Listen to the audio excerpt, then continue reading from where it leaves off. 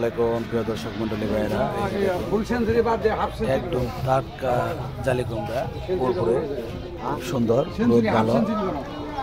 এই যে ধুন্দুল আছে,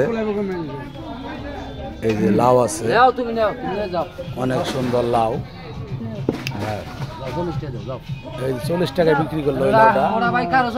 এখানে তরতাজা শাকসবজি বিক্রি হয়, যাদের কিনতে ইচ্ছুক।